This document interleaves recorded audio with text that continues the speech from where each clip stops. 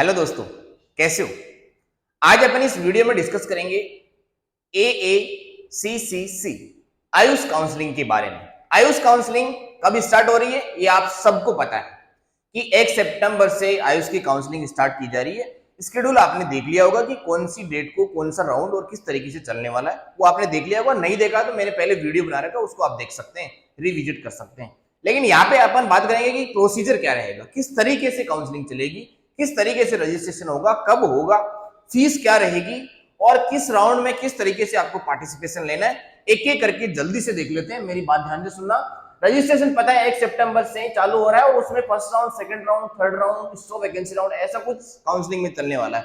तो मैंने यहाँ पे भी लिख रखा है कि यहाँ पे first round, second round, stop vacancy, मतलब 4 राउंड इसमें चलेंगे आयुष काउंसलिंग में। उसके बाद में यहाँ पे मैंने लिखा है स्टेप्स क्या है। स्टेप्स का मतलब किस तरीके से काउंसलिंग में आपको हर एक स्टेप को फॉलो करते हुए चलना। सबसे पहले आपको पता है रजिस्ट्रेशन होगा, बिल्कुल। उसके बाद में फी पेमेंट होगा। फी दो टाइप की है यहाँ पे, एक है रजिस्ट्रेशन फी, एक है सिक्योरिटी मनी।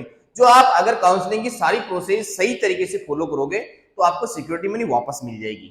चलो, उसके बाद में यहाँ पे दिया हुआ है चॉइस फिलिंग। चॉइस फिल करना है कि कौन सी कॉलेज आपको चाहिए, तो आपको एक बेस्ट प्रेफरेंस लिस्ट बना के आपको उसमें डाल देना है। वो भी मैंने पहले वीडियो बना रखा है, उसका और भी बना सकता हूं मैं।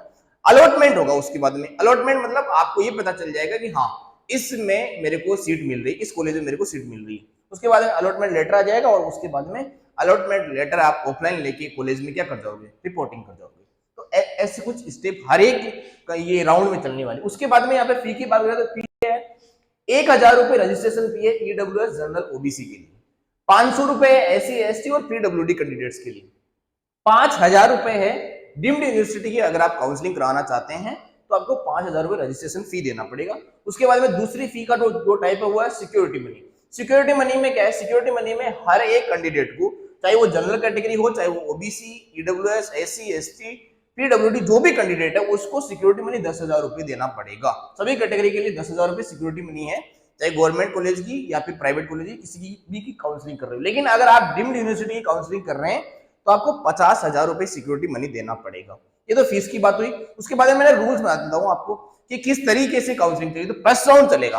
फर्स्ट राउंड में वही जैसा एमसीसी का काउंसलिंग चल रहा है उसी तरीके से कि यहाँ पे रजिस्ट्रेशन, फीस का, चॉइस फिलिंग का, अलॉटमेंट आएगा और उसके बाद मतलब यहाँ पे फर्स्ट राउंड का रिजल्ट आएगा। तो सिंपल सा फिनोमेना होता है कि आपको कई बार सीट नहीं मिलती है, नहीं मिलती तो फिर आप सेकंड राउंड के लिए एलिजिबल हो जाते हैं बिना रजिस्ट्रेशन के। यहाँ पे नए रजिस्ट्रेशन कराने की जरूरत नहीं है। सेकंड राउंड में जाने के लिए नया रजिस्ट्रेशन यहाँ पे जो जिसने पहले करवा लिया उसको फिर से रजिस्ट्रेशन कराने की जरूरत नहीं है। उसके बाद में अगर आपको सीट मिली है और आपने अगर ज्वाइन किया है और ज्वाइन करने के बाद में ये बोल रहे हो कि मुझे ये कॉलेज ही पसंद है और ये मुझे मिल गई है, तो आपकी काउंसलिंग यहीं पे रुक जाती है। अगर आप चाहते हो कि नहीं मेरे को जो कॉलेज मिल गया उसे मैं अपग्रेड करना चाहता हूँ, अपग्रेड करना चाहते हो तो आप सेकंड राउंड में अपग्रेडेशन लगा सकते हैं, मतलब इस कॉलेज में आप अपग्रेडेशन का लेटर दे सकते हैं। उसके बाद में बोलो कि आपको सीट मिल गया लेकिन वो सीट आपको पसंद नहीं है, इसलिए आप उसे नहीं लेना चाहते हैं और आप कुछ भी प्रोसेस फॉलो नहीं करोगे, तो उसे आप बोलोगे फ्री एग्जिट, मतलब कुछ भी नहीं करना होता है इसमें। इसके बाद में सेकंड राउंड की बात, सेकंड राउंड में कौन आएगा, सेकंड राउंड में फ्रेश रजिस्ट्रेशन आएगा। मतलब सेकंड राउंड में आपने अगर फर्स्ट राउंड में अगर आपने पार्टिसिपेशन नहीं लिया तो सेकंड राउंड में आप फ्रेश रजिस्ट्रेशन करा सकते हैं। उसके बाद में बोला और कौन आएगा, जिसको फर्स्ट राउंड में सीट नहीं मिली वो आएगा और जिसने फर्स्ट राउंड में अपग्रेडेशन लगाया वो भी यहाँ पे आ जाएगा। ऐसे कुछ कैंडिडेट्स यहाँ पे आएंगे। तो सेकंड राउंड का रिजल्ट आएगा। सेकंड राउंड का रिजल्ट वही बात, सीट नहीं मिली तो वो थर्ड राउंड के लिए एलिजिबल हो जाएगा। उसके बाद में सीट मिल गई तो वो यहाँ से भी फ्री एग्जिट ले सकता है।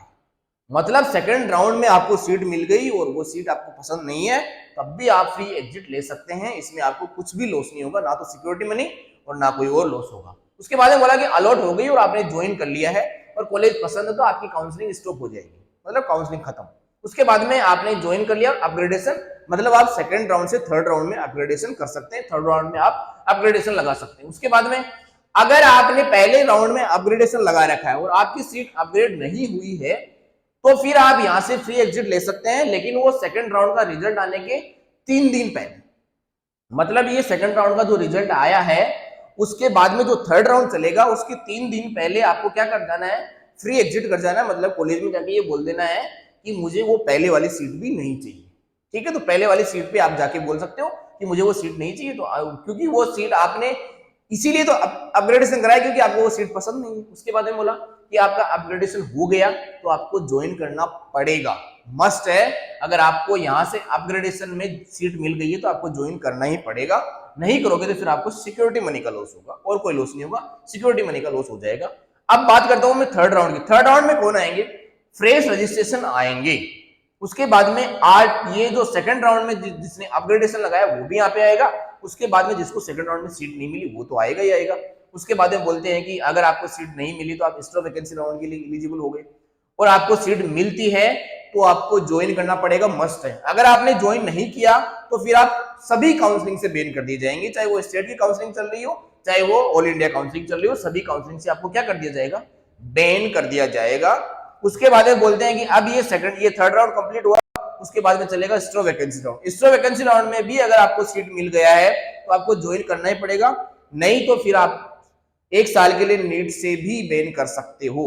मतलब आपको नीट में भी ज्वाइन नहीं करने दिया जाएगा, नीट एग्जाम में भी आपको नहीं बैठने दिया जाएगा 1 साल के लिए। उसके बाद में बोला कि अगर आपकी सीट नहीं मिली तो आप किसी अदर काउंसलिंग में ट्राई कर सकते हैं, ऐसा यहाँ पे दिया हुआ है। ओके, ये आपका प्रोसीजर था, इसकी ये स्टेप्स थी, ये रूल्स थे, और आपको समझ में मेरे हिसाब से आ गया होगा। Okay, all the best, thank you.